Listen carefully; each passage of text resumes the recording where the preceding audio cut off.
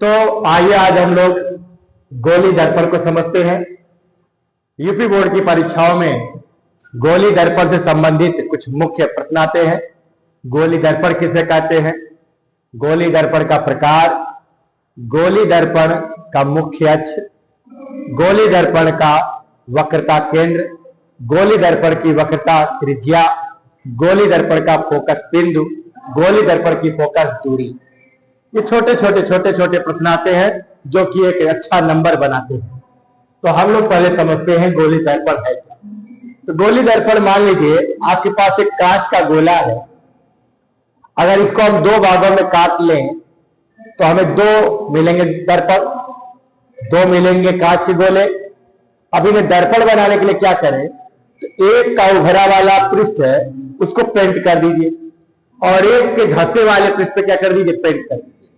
तो दोनों गोली जो कांच थे अब दर्पण में बदल गए और दोनों की प्रकृति क्या हो गई, अलग।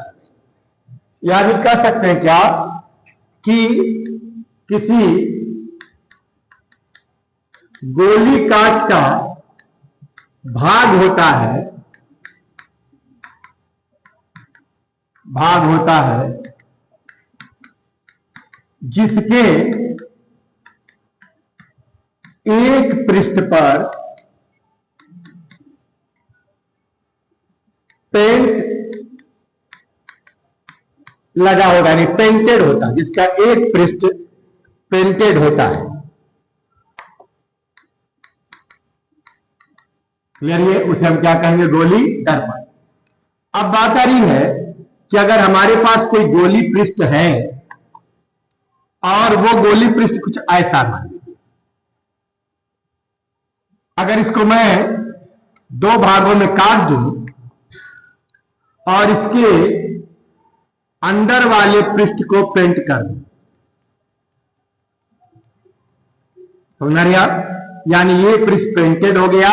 अब प्रकाश यहां पे गिरेगा, चमकीला सतह ये है तो यहां से परावर्तन होगा उभरे तल पे, और इसमें मैं उभरे वाले तल को पेंटेड कर दूं तब प्रकाश इसके धंसे वाले तल पे गिरेगा, परावर्तन भीतरी तल से होगा। तो इन दोनों की प्रकृति अलग होगी और इन दोनों के द्वारा बने प्रतिबिंब क्या होंगे, अलग। इसीलिए गोली दर्पण को दो भागों में बांट दिया गया है। तो गोली दर्पण के अगर कोई प्रकार पूछे तो एक प्रकार आपका कौन सा, जिसका उभरा वाला तल परावर्तक होगा, धंसे वाले तल पे पेंट होगा, भीतरी सतह पे पेंट होगा, उसे बोलेंगे क्या हम लोग, उत्तल दर्पण। और दूसरा जिसके उभरे वाले तल पे पेंट होगा, प्रकाश किधर गिरेगा, धंसे वाले तल पे, उसे क्या कहेंगे हम लोग, अवतल गोलीय दर्पण या अवतल दर्पण। ठीक है? तो यानी गोली दर्पण किसी गोले का भाग है जिसका एक पृष्ठ क्या होता है, पेंटेड होता है, और एक पृष्ठ क्या होता है, परावर्तक। उभरा वाला तल परावर्तक है, यानी प्रकाश उभरे वाले तल पे गिरेगी तो हो जाएगा उत्तल गोली दर्पण। प्रकाश अंदर वाले धंसे वाले पृष्ठ पे गिरेगी तो क्या हो जाएगा, ये आपका अवतल गोली दर्पण। आइए अब इनको अलग से हम लोग समझते हैं कि उत्तल दर्पण और अवतल दर्पण। तो यहां पे बात आ रही क्या, उत्तल दर्पण, कॉन्वेक्स मिरर।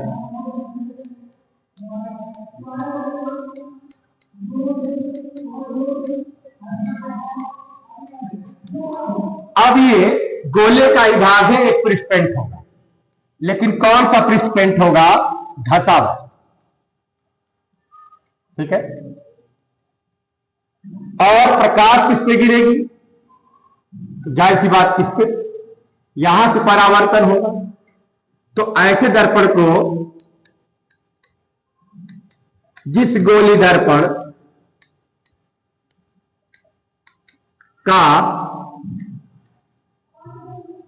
परावर्तक तल वार पृष्ठ परावर्तक होता है, वार पृष्ठ या उभरा पृष्ठ परावर्तक होता है, प्रकाश इसी पे गिरेगा, तथा भीतरी पृष्ठ पे पेंटेड होगा, यानी इस पे पेंट लगा होगा, यानी ये पूरी तरह से इसको अपारदर्शी बना देगा। पेंटेड होता है उसे उत्तल दर्पण कहते हैं। बात समझ आ रही है? तो अब ये समझ लीजिए क्या कि उत्तल दर्पण भी गोली दर्पण है, अवतल दर्पण भी क्या है, गोली दर्पण है। लेकिन प्रकाश किस पे गिर रहा है? उभरे वाले तल पे टकराकर उसी माध्यम में वापस आएगा। अब ये सही सीखा जाएगा।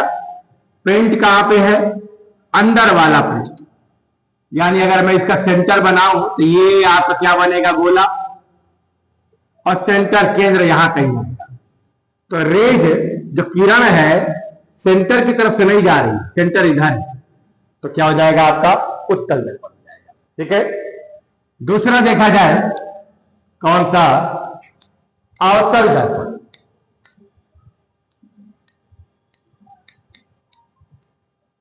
यानी कॉनकेव मिरर।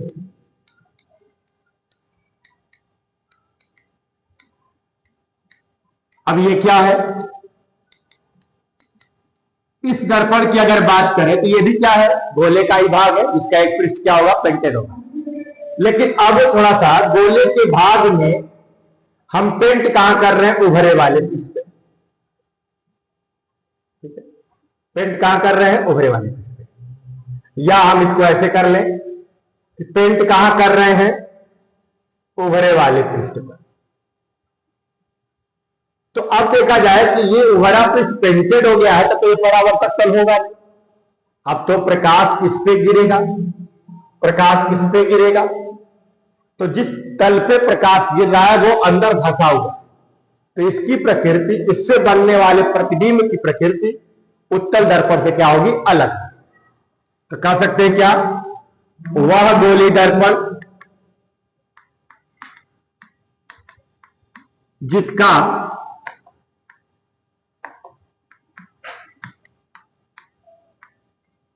भीतरी पृष्ठ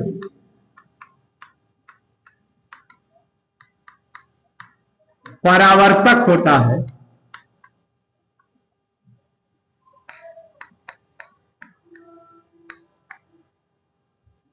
जबकि ये देखो आप, बाह्य पृष्ठ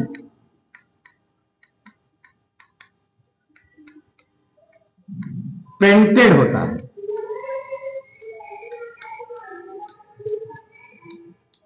उसे अवतल दर्पण कहते हैं। क्लियर है ये? अब देखा जाए कि अवतल दर्पण में रेज कहां पे गिरेगी? तो रेज बाएं या दाएं से नहीं होती, रेज होती परावर्तन हो रहा तो परावर्तक तल पर। तो यहां पे आप ऐसे रेज गिराएंगे, है ना? और इस पे अगर रेज गिरानी हो तो आप परावर्तक तल पे यहां पे गिरने के बाद परावर्तन होगा, किधर जाएगा? ये अभी हम लोग परावर्तन के नियम से इसको समझेंगे। लेकिन अभी क्या समझे कि गोली दर्पण क्या होता है? गोली दर्पण में फिर उत्तल दर्पण समझे और फिर समझे क्या? अवतल दर्पण। क्लियर है इतनी बातें? बगल में गेम चल रहा है, थोड़ी वहां की नॉइस आ रही होगी, बट यह है कि हम लोग क्या करें? फोकस करें और समझते हैं इसको। अब यहां पे देखा जाए क्या कि हम लोग इतनी बात समझ लिए कि हमारा क्या है? गोली दर्पण क्या है, और गोली दर्पण में उत्तल दर्पण क्या है और अवतल दर्पण क्या है। अब हम लोगों को इससे संबंधित कुछ मुख्य बिंदु समझने होंगे। ठीक है? जैसे क्या? मुख्य अक्ष, जैसे प्रकार आपका वक्रता केंद्र, जैसे फोकस बिंदु, फोकस दूरी, वक्रता त्रिज्या, क्योंकि इनसे संबंधित प्रश्न पूछे जाते हैं। तो आप लोगों से पूछा जा सकता है गोली दर्पण किसे कहते हैं, उत्तल दर्पण किसे कहते हैं, अवतल दर्पण किसे कहते हैं, और इसके बाद इनके कुछ मुख्य बिंदु। तो आइए नेक्स्ट टॉपिक पे चलते हैं। गोली दर्पण से संबंधित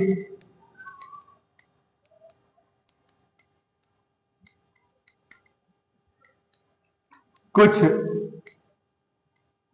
मुख्य बिंदु।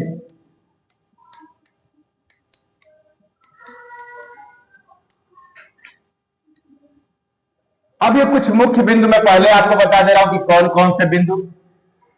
पहला, दर्पण का ध्रुव।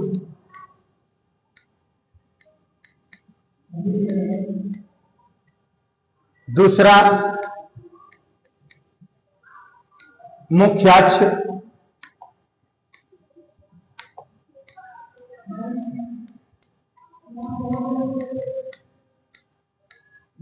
तीसरा, वक्रता केंद्र।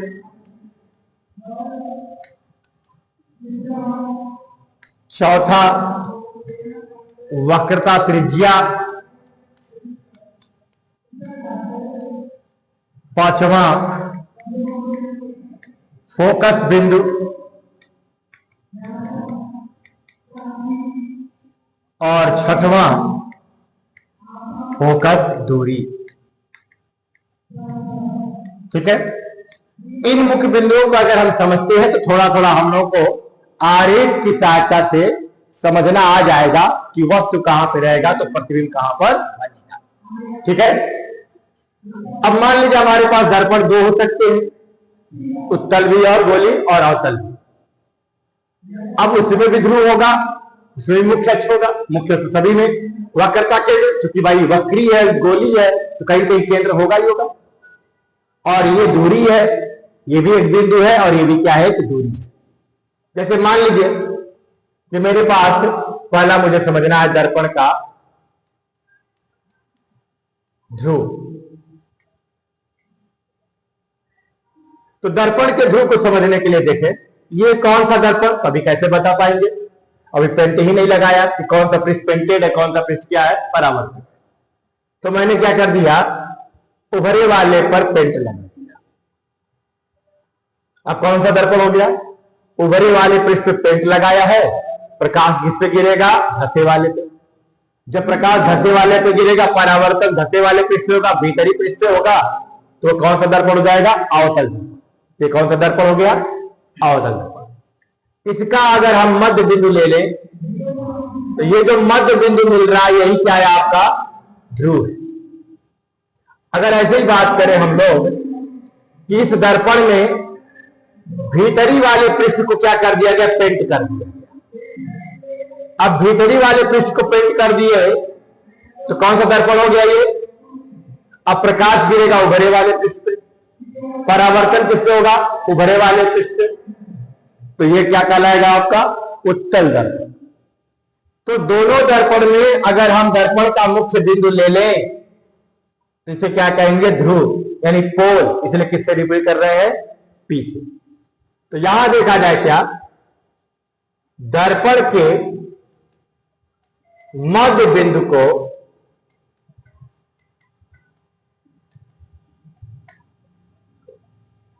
दर्पण का ध्रुव कहते हैं। इसे P से निरूपित करते हैं, इसे P से निरूपित करते। समझ में आ रही बात, तो क्या हो गया आपका दर्पण का ध्रुव। इसके बाद हम लोग क्या समझेंगे, समझ में आ रही है, दर्पण है, दर्पण का मध्य बिंदु लीजिए, वही क्या हो गया, दर्पण का ध्रुव। और आपको जितनी भी दूरी मापनी होगी ना, वो सब कहां से मापेंगे, इसी बिंदु से मापेंगे। इसलिए मुख्य बिंदु हो जाता है दर्पण का। अब दूसरा पॉइंट क्या है आपके पास, मुख्य अक्ष। तो मुख्य अक्ष जिसको प्रिंसिपल एक्सिस भी कहते हैं,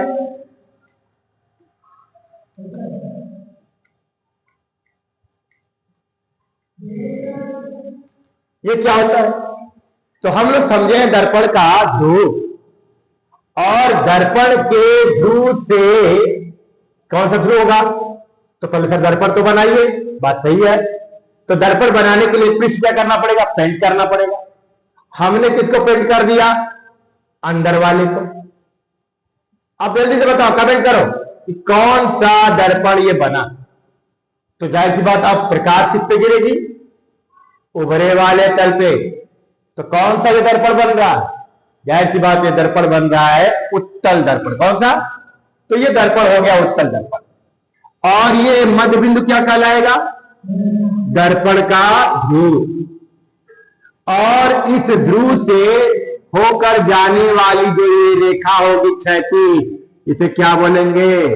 मुख्य अक्ष, है ना। अभी देखा जाए कि दर्पण का केंद्र भी होगा, है कि नहीं है?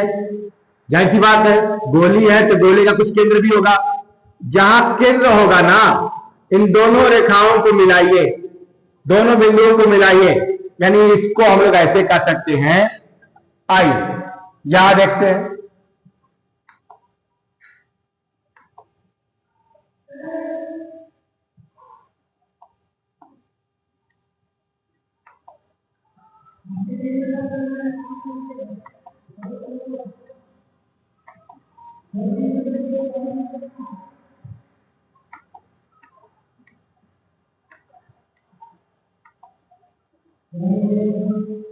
छोड़िए।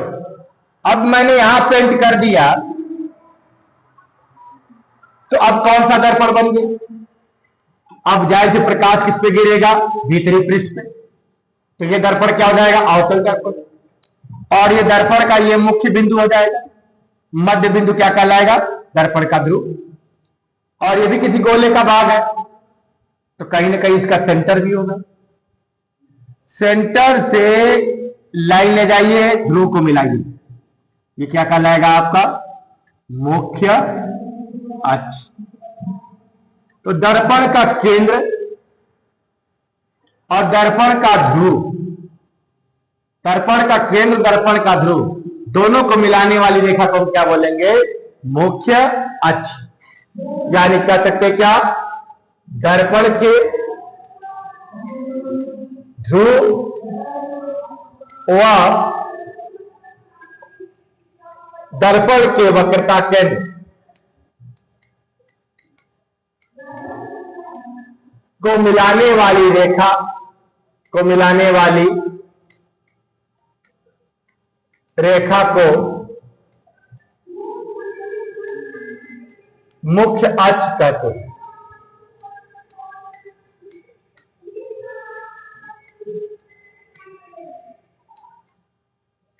बात समझ आ रही है? अब मुख्य अक्ष दोनों में है, मैं दोनों दर्पण को साथ लेकर चल रहा हूं। कमेंट करके बताइए कौन सा दर्पण है और ये कौन सा दर्पण है। आगे बढ़ते हैं। अब इसके बाद क्या जा रहा है? वक्रता केंद्र। तो वक्रता के समझ गए होंगे आप, गोले का कटा भाग है ये, तो गोले का कोई ना कोई केंद्र होगा, उसे क्या बोलेंगे हम लोग? वक्रता केंद्र। तो अगला पॉइंट करते हैं हम लोग क्या? वक्रता केंद्र, सेंटर ऑफ कर्वेचर।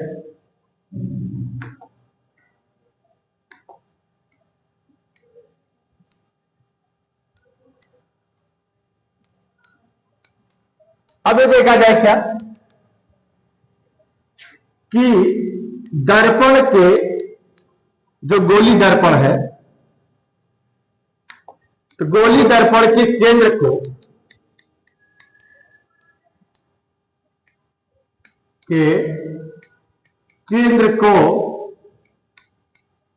वक्रता केंद्र कहते हैं।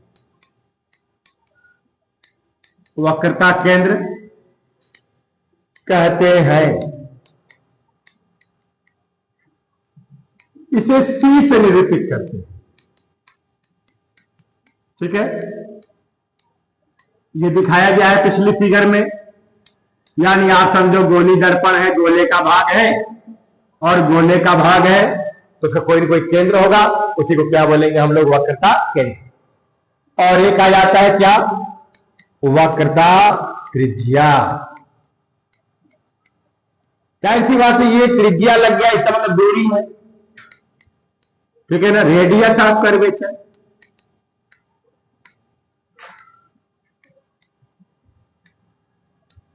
ये क्या होगा? तो आप सोचो दूरी कहां से मापनी होगी? पोल से। कहां तक मापोगे? सेंटर तक। जो पोल से सेंटर तक की दूरी होगी वही क्या हो जाएगी? वक्रता त्रिज्या। तो दर्पण के ध्रुव से केंद्र, कौन सा केंद्र? वक्रता केंद्र,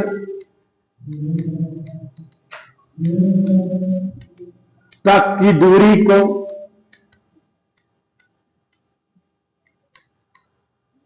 वक्रता त्रिज्या कहते हैं। समझ बात आ रही है? अभी दूरी है तो इसको भी किसी से, त्रिज्या है तो जनरली आर से लिख दिया जाए। भाई गोले की तो बन रहा है, गोले का भाग है, उसकी जो त्रिज्या वही वक्रता त्रिज्या। इसे आर से निरूपित करके, ठीक है, यानी ये हमारा क्या है? एक दर्पण है। अगर मैंने यहां पे पेंट कर दिया तो प्रकाश अब इस पे गिरेगा, उभरे वाले पे, तो उत्तल हो गया। और ये किसी न किसी गोले का क्या होगा? भाग होगा। तो ये बीच वाला बिंदु क्या कहलाता है? पोल। और जो सेंटर है वो वक्रता केंद्र। इनकी बीच की जो दूरी है यही कहलाएगी क्या? वक्रता त्रिज्या। ऐसे ही अगर मैंने क्या किया, दर्पण पर अब उभरे वाले पृष्ठ पे पेंट कर दिया, तो कौन सा दर्पण बन रहा है? उत्तल बन गया। ये भी क्या हुआ? किसी न किसी गोले का ही भाग है ना। इमेजिन किया जाए तो कहीं न कहीं सेंटर मिलेगा और इसका मध्य बिंदु क्या कहलाएगा? दर्पण का ध्रुव। और लिखा क्या गया है? ध्रुव से वक्रता केंद्र। तो ये जो दूरी है इसी को क्या बोलेंगे हम लोग? वक्रता त्रिज्या। तो यहां पर देखा जाए जो आपका उत्तल दर्पण है इसकी वक्रता त्रिज्या, ये उभरा वाला पृष्ठ परावर्तक उसके दूसरी ओर आ रहा है, यानी परावर्तक पृष्ठ के दूसरी ओर आ रहा है। और ये देखें कौन सा दर्पण है? अवतल। परावर्तक पृष्ठ अंदर है तो त्रिज्या भी उधर ही आ रही है कि नहीं है? सेंटर भी उधर ही आ रहा है। और इसका परावर्तक तल उधरा हुआ इधर है, त्रिज्या केंद्र दूसरी तरफ आ रहा है। तो उत्तल दर्पण में वक्रता त्रिज्या परावर्तक तल के दूसरी ओर आती है, वक्रता केंद्र परावर्तक तल के दूसरी ओर आता है, जबकि अवतल में वक्रता त्रिज्या वक्रता केंद्र उधर ही होता है जिधर क्या होता है? परावर्तक तल होता है। तो ये है आपके मुख्य बिंदु। इसमें बच जाता है फोकस बिंदु और कौन सी? फोकस दूरी। तो फोकस बिंदु फोकस दूरी इंपॉर्टेंट है, तो उसके लिए एक अलग वीडियो आपके लिए बनेगा। ठीक है, तो हम लोग अभी क्या समझे? गोली दर्पण क्या है, गोली दर्पण के प्रकार क्या है, और गोली दर्पण के मुख्य बिंदु में क्या क्या समझे। तो पहला दर्पण का ध्रुव, दूसरा दर्पण का वक्रता केंद्र, मुख्य अक्ष, वक्रता त्रिज्या।